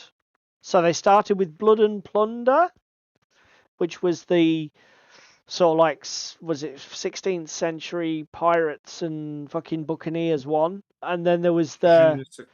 then they did Blood and Valor, which was the World War I one. You'll have to correct us if there are any more, Cheese Me, but apparently that's the same idea. They're going down the route of Joseph, which is keep the core rules the same with just small changes for theme. I mean, the other thing is,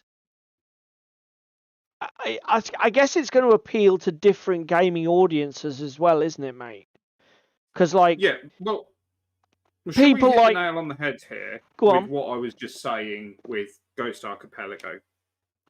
You bought that as a Christmas gift for me. 2019? Yep. 2019 Christmas? Yep. We played a game in 2020 when I came up to Scotland. Yep. Before all this was a thing. Yep. That's the only game of Ghost Archipelago I've ever played. Yep. I've parked it.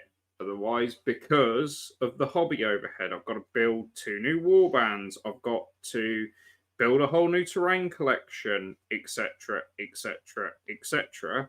Whereas Frostgrave, I'm good to go. I've got 2 or 3 warbands worth of D&D minis. Again, terrain, pretty good to go. I've got quite a collection of fantasy terrain. Yes, it may not be snowified within an inch of its life, but the city's thawing. I can get away with it. Yep. Because it's on a snow mat. It's swings and roundabouts. And also, though, to make sure we're explicitly clear, the reason that you haven't been motivated to do the hobby overhead is what? It's just, why not just play Frostgrave? Exactly. Because, to be I've already fair, if got you take Drop Frostgrave. Zone Commander, now Drop Zone Commander, you have been highly motivated to build. Look at Flames of War.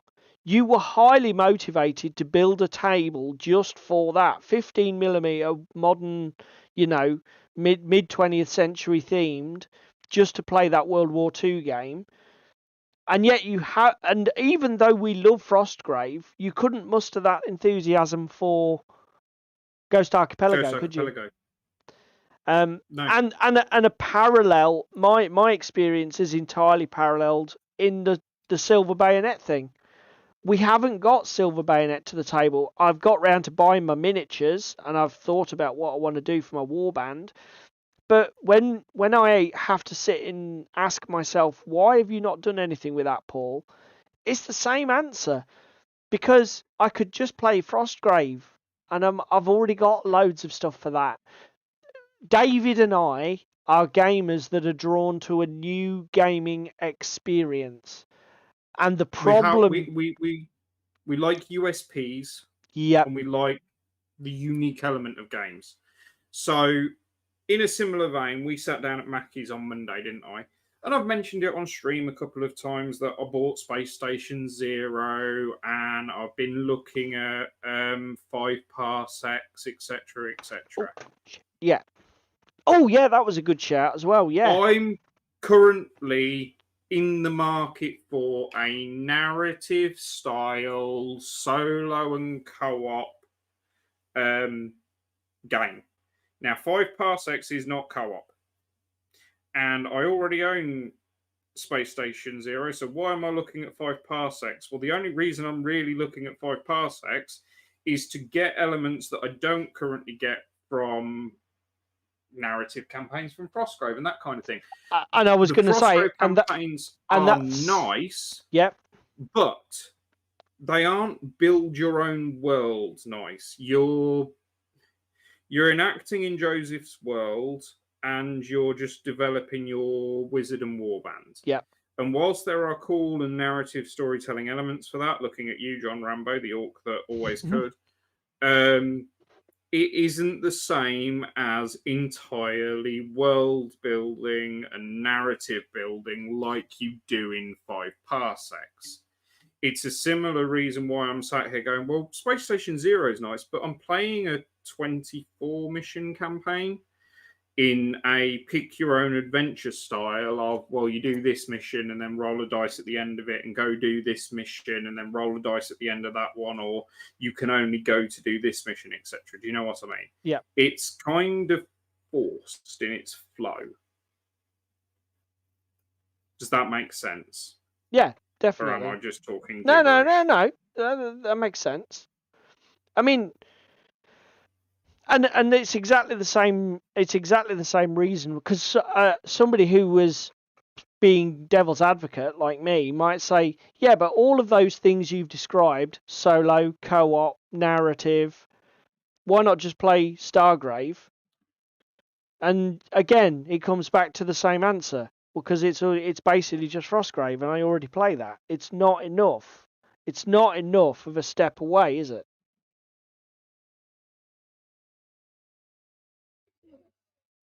So we've got Paul saying both have the pros and cons. We've got Cheese Me going, when all you have is a hammer, then all the problems start to look like nails. Is Darren, that that's the... What do you mean by that? Can I just ask, what do you mean by that, Cheese Me? Do you mean that when you design every game from the same core, you start to fall into bad habits with the design? I'm not really sure what you're pitching at. Sorry, mate, carry on. Darren, yeah, that's the same reason I didn't bother with Ghosts, David, for Ghost Archipelago, I assume. And then Darren going, 5 leagues parsecs is great for making your own world, especially 5 leagues. You get to make your own map and everything. Yeah, that's a whole different ball game, isn't it? It's not no, just... but again, I don't necessarily have the time and friends commitment for committing to a D&D campaign. Do you know what I mean? Yes, which would be the same thing. I Yeah. have got time and effort to commit to a solo experience that gives and itches the same scratch because I can rely on Yeah. myself. Yeah. No, that is true. The fact, I mean, real life, unfortunately, is something that we have to build our hobby around. None of us are children or teenagers anymore, and real life shit needs to be done, and we have partners and jobs and whatever. And like you We say, have to adult. having that solo gaming experience on tap is huge, and it's a huge thing to recommend, like 5 parsecs and 5 leagues.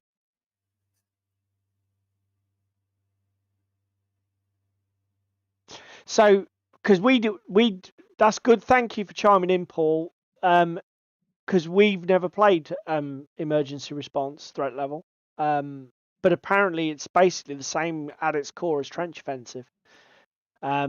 He's done is move the emphasis from like the solo interact with the scenario to 2 player versus. Yeah, okay, so that's exactly what Cheeseby was saying, that when you get into a rut with your rule design, you start to see the same things cropping up, and that, I suppose, that is a potential trap, Cheesemy. I mean, like, from a game design point of view, if you start to, really get samey with it, you even lose you basically fight against your own ambitions for theme as Well, well. this is what I was about to say. Mike doesn't cannibalize his own audience because each one is unique. So people that want to get Hot Wheels cars and modify the shit out of them for whatever reason they want to play Gaslands will do it. Yeah. Yeah? Yeah. Then people that want to build spaceships will build spaceships or will buy spaceships and paint to play Billion Suns. Yeah. Whilst Joseph doesn't cannibalize his audience in that basically it's all the same, people look at it and go, well, actually, it's quite similar to that I've already got, so why would I play it? Yep. And even though they might like the miniatures, etc., like we've already just discussed here on the channel, that they might just go, well, actually, fuck it, I'll go play something else. Yeah. I mean, Paul's right. Paul Hauser said there are pros and cons to both approaches. There is no right and wrong, and I'm sure there are people for whom the market, people are in the market for something. They'll buy what they want to buy. And here's the other thing: if we're saying that Joseph's attempts or marketing isn't been successful, I think we're fucking deluded. Because Joseph's been extremely successful at what Joseph has done. You might want to say, oh, it's unimaginative. Oh, it's very derivative of himself. Yeah, but the man has shifted some fucking units of game, hasn't he? Yes. And nobody here can argue with that. And look at, I mean, not that, let's not get into all the fucking model ranges that have been spun off by North Star and the supplements and the fucking whatever. Cromlech. Well, yeah, licensed terrain from Cromlech for Frostgrave. You don't have to be, I suppose, do you know what? There is a moral here. If you're a game designer, you don't have to be a clever dick. You don't have to make every project something new and groundbreaking, because you can even rip yourself off and have a hit, as long as the game's good. Yeah,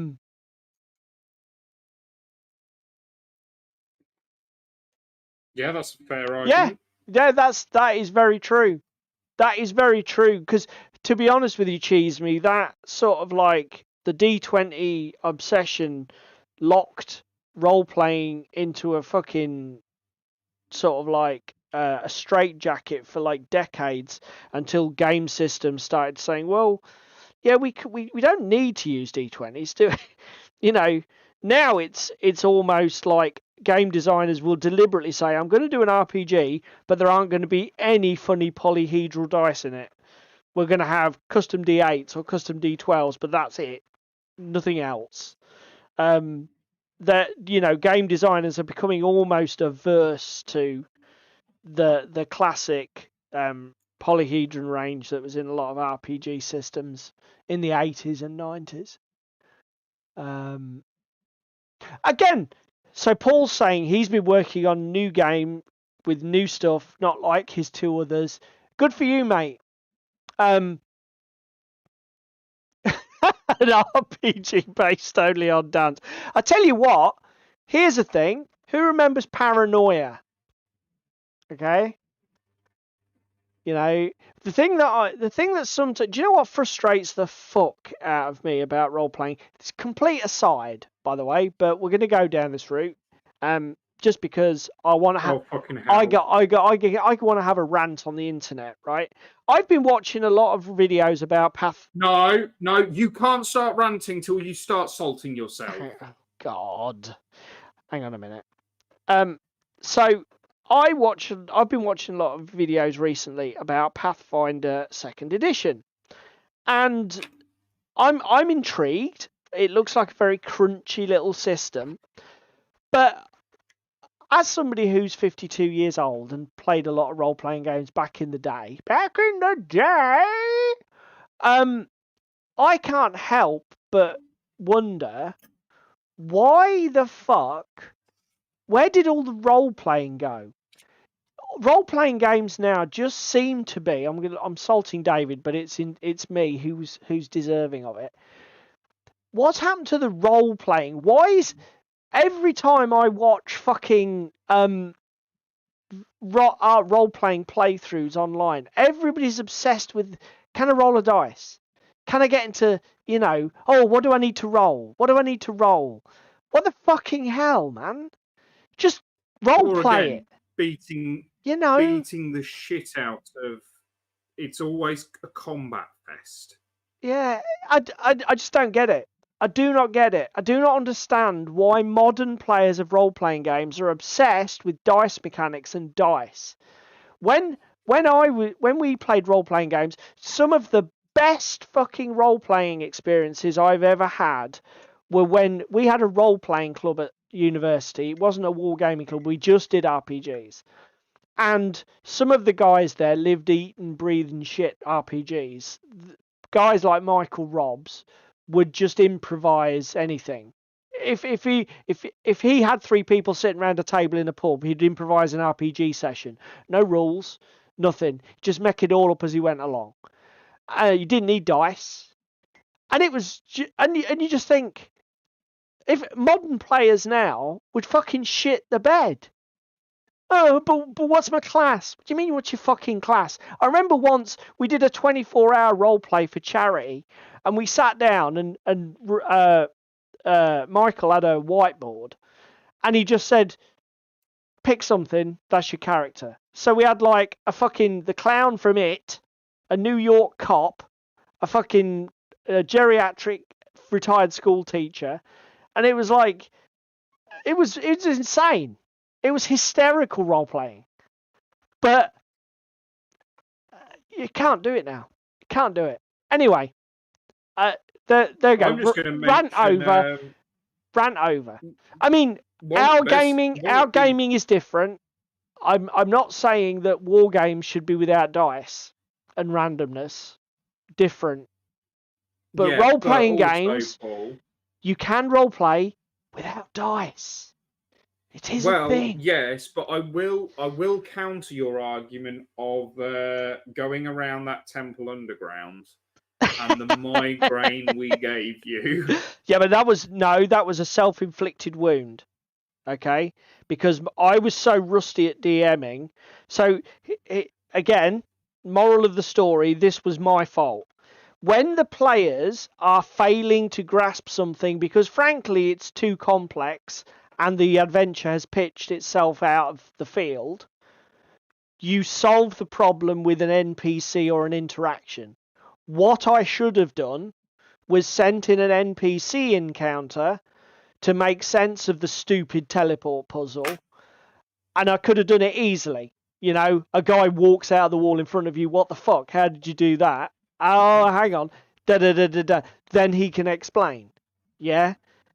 But did I do that? No, I let these guys fumble around for like an hour and a half of our lives that we won't get back because I'm an idiot. Okay? So, remember, GM, it's on you.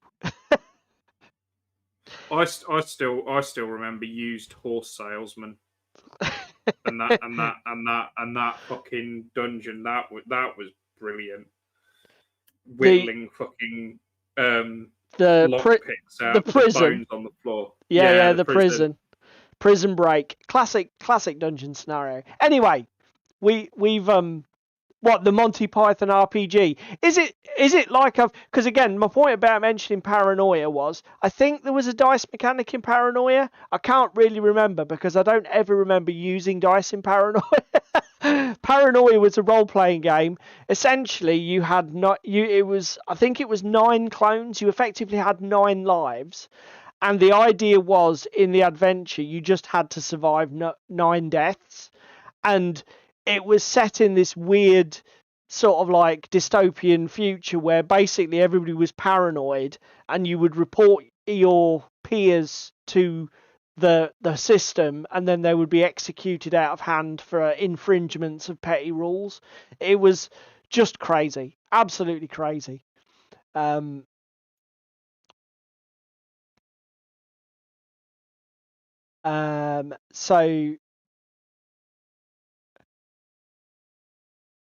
Trevor says, I tried to run with off the hand a while ago. Does he mean off the cuff a while back? And found that a lot I did like, but there was like if I use, say, a vampire when people are low, but in my game it's fine because others played, and that was 2 for 1 in case. I'm not really sure what you're saying there, Trevor.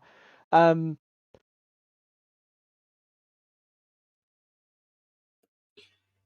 we get back on topic now? We've had a rant about role playing. Now you've got that out your system. Is it the modern? I didn't. Oh no, Cheese Me. No, Cheese Me says apparently Paranoia has been revamped and it's now a modern tight rule system with just. I'm done. I'm out. I'm out. I'm out. Yeah. So what were we saying? So we were saying, Paul was saying, let's go back to Paul Howes. Paul Howes was saying that he's designing something new, different to what he's done before, and he's taking a step to the side. And do you know what? As a game designer, you've got to be passionate about what you're doing. And if you need to have a slight change of direction to keep that interest for yourself, well, that's got to be done, hasn't it? Yeah.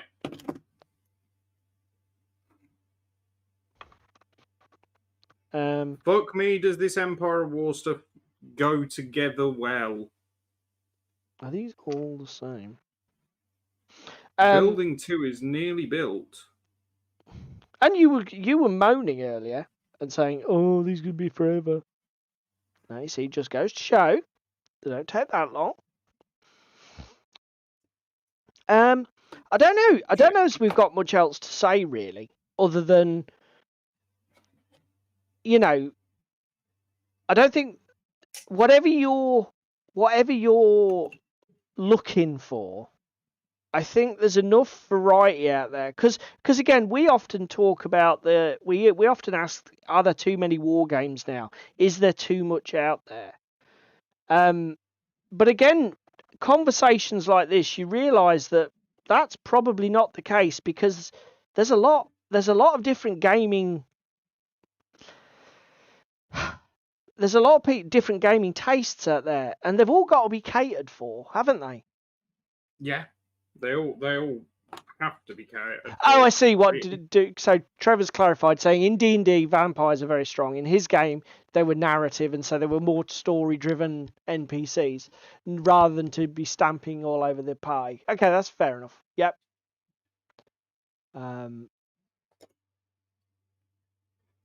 Sorry, mate, you were going to say? No, I've lost it now. Oh, okay.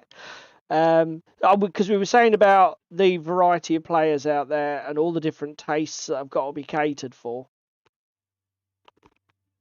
I mean, again, maybe we're completely and utterly wrong on this because, again, Stargrave seems really popular. The only one that I don't really see a lot about is Ghost Archipelago. That's fair, and I would say that it's the one. Did Joseph do one supplement for it? I don't think it received I many. think there's 2 supplements. That's it. And I think obviously he did a bit in his magazine. Is it Spellcaster or whatever it's called? Yeah. So there's a little bit of support there as well for Archipelago. But no, I agree. It's obviously been, and maybe Not that as is well because it received. is too close. I mean, it is literally very, very close to Frostgrave. It's even got the magic overtones in it. At least Stargrave Yes. completely flips that on its head with the sci-fi motif, doesn't it? There's no magic Yes. here, just technology. So maybe it doesn't. Maybe, and again, is that because it wasn't successful, or because Joseph just wasn't that impassioned about it? Because it was way too close to Frostgrave for him, and it didn't. It didn't give him design inspiration. Don't know. I've never heard him speak on the topic, but it could just as easily be that, couldn't it? Yep.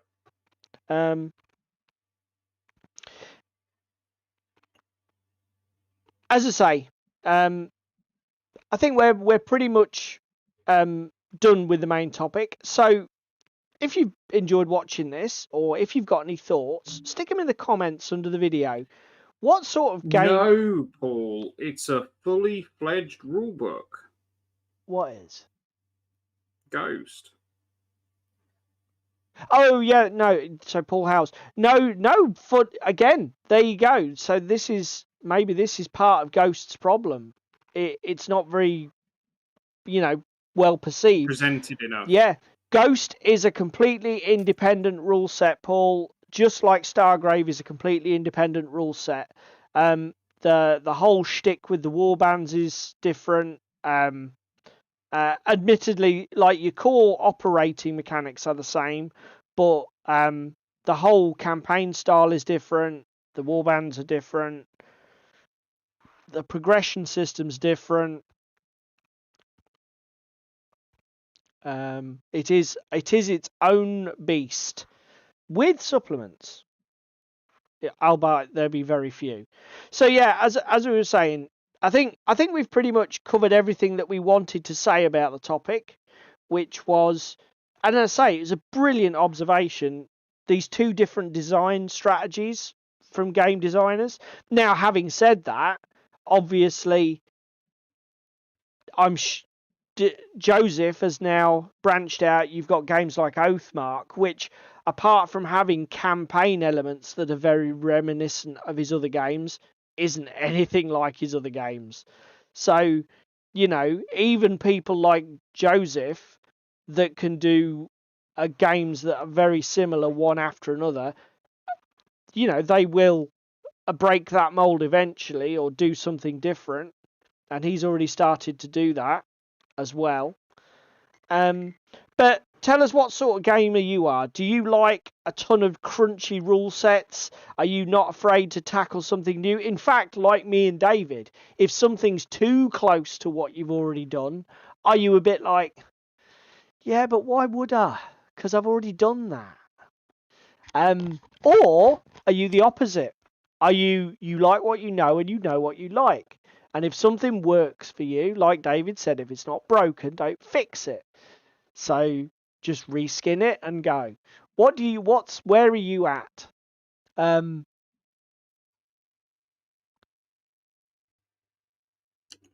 It did get some novels, you're right, Darren. I've never read any of the Joseph-based fiction. I think you've said you have, Darren, haven't you? Yeah, he says the Frostgrave novels were great. See, Good look to at that. know. Cheese me thought that Ghost was a Frostgrave supplement as well. So yeah, That's 2 of the audience. Yeah, that's not good odds. Yeah, I think maybe we've identified why Ghost didn't do so well. Ghost didn't perform as well as its big brother, I think we may have identified at least part of the reason. Certainly, Osprey maybe didn't communicate what the product actually was as well as they should have done. Although it has been said in publishing, the responsibility is generally yourself, on you to publicize your own stuff, and I'm sure Osprey do that with their authors as well. That when you publish things under Osprey, you've got to do a lot of legwork yourself to make sure that people know about your book. I'm sure that's a thing that Osprey follow. Yeah, so there we go.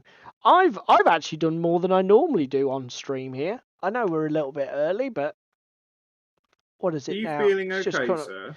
Well, do you know what? Again, half the battle with picking a job to do on these streams is picking something that's ambitious enough, that's not overly ambitious, that you're actually going to be able to do while operating the stream and interacting with the chat and etc.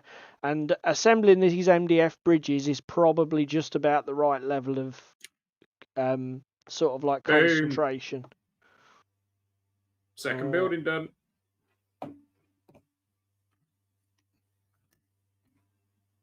So I've got two more Flames of War buildings built tonight. Are there actually different? No, there aren't. Have you realised you may have made a mistake? No, I was just checking. There are. You know when you've got a staircase. I'm not a carpenter or an engineer, so I don't know what the technical term is. But runners and risers? Risers is probably what I'm looking for. So obviously you have the tread, the runner that you actually put your foot on. Then the riser presumably is the wooden panel that runs up the 90 degrees to touch the next runner. Well, the drawback with this MDF kit is that the risers have got massive variation in their length on the sprue. So, like, some of the risers are like 1.5 mil longer than the others. So when you actually put the bridge together, if you're not careful, it doesn't really stick. You've got massive gaps. Yeah, because it's got wider steps at the bottom than at the top, isn't it?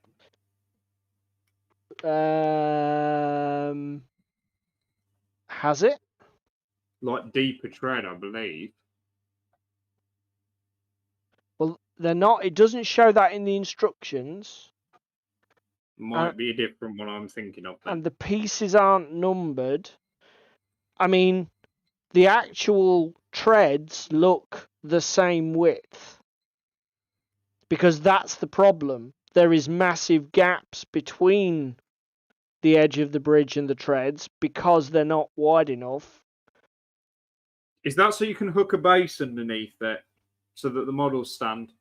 Well, it does have a base. No. Oh, I see what you mean. Well, no, because it's the length. It's the length that's the problem. I don't know if I can Why actually... don't we go down to your desktop cam rather than keep do you know what? describing it to us? Yeah, do you know what?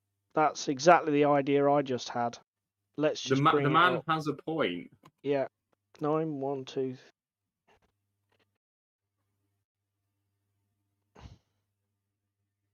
Right, let's see if we can get this back running. Is your camera feeding video, Ninja? My camera? What? Yes, your desktop cam.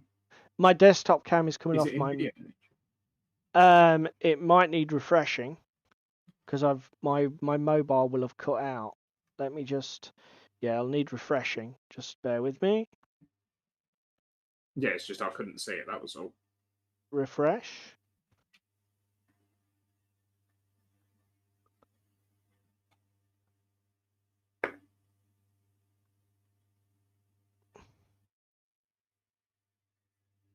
Let's reload the site.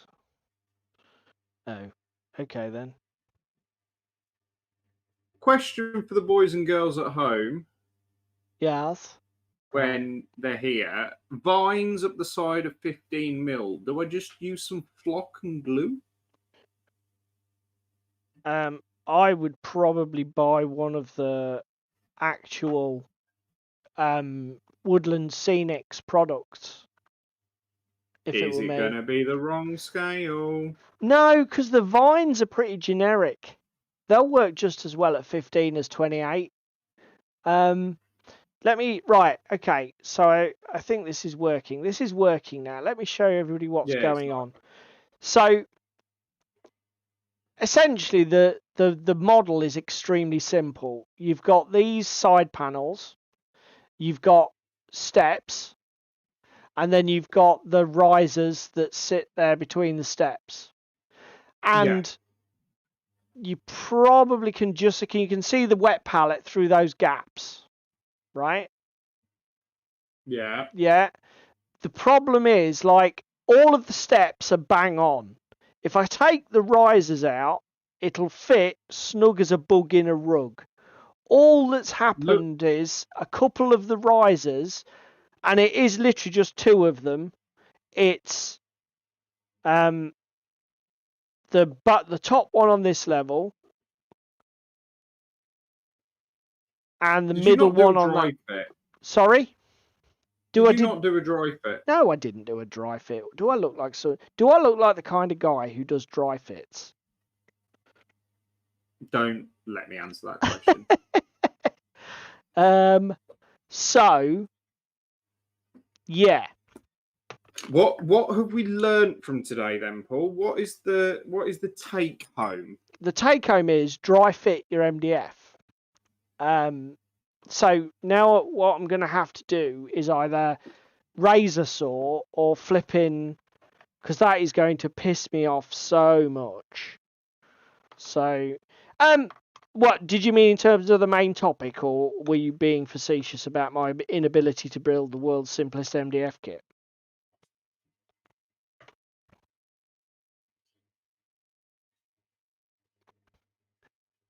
What? Are you all right?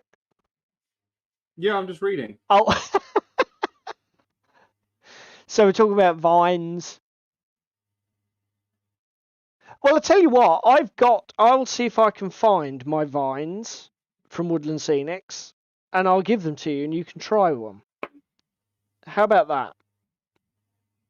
Yeah, can do.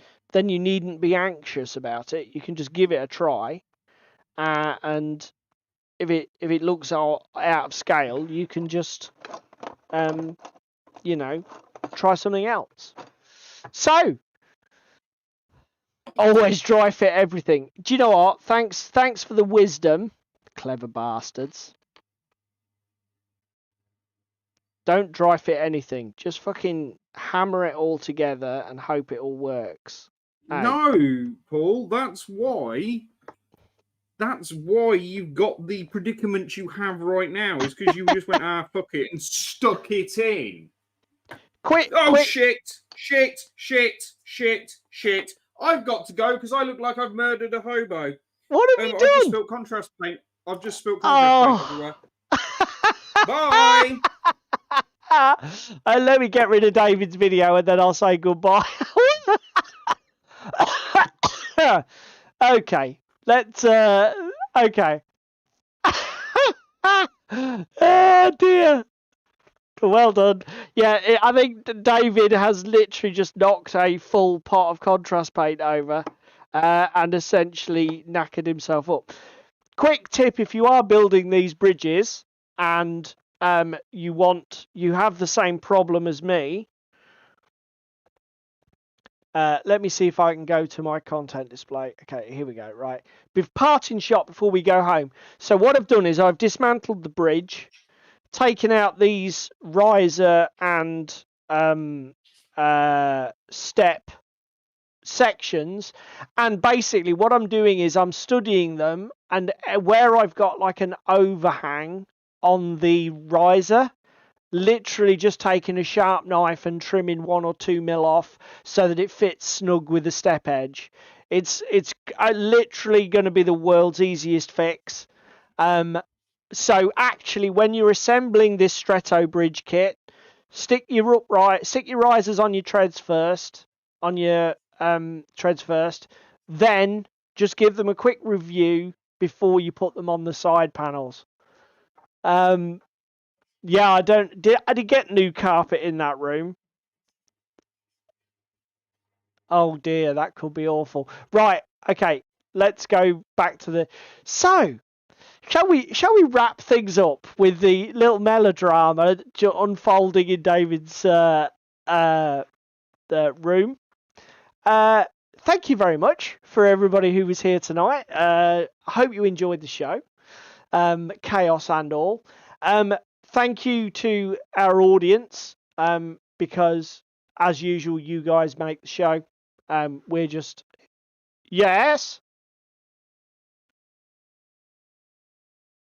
Hang on a minute. I've got. Hello, is that a voice in the ether? I don't think you guys can probably hear David because I've disabled him, but he's just asked me to go to his desktop cam.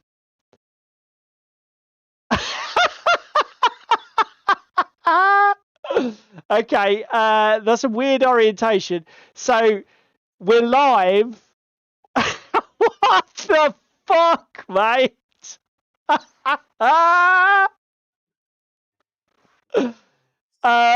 Okay then. So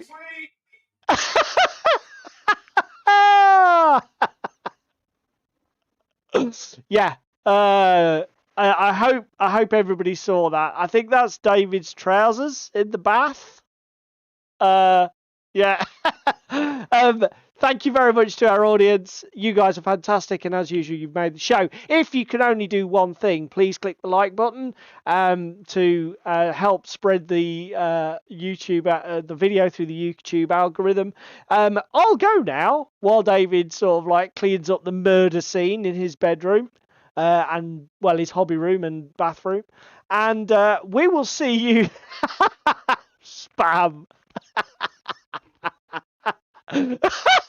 Oh dear. We'll see you all next week.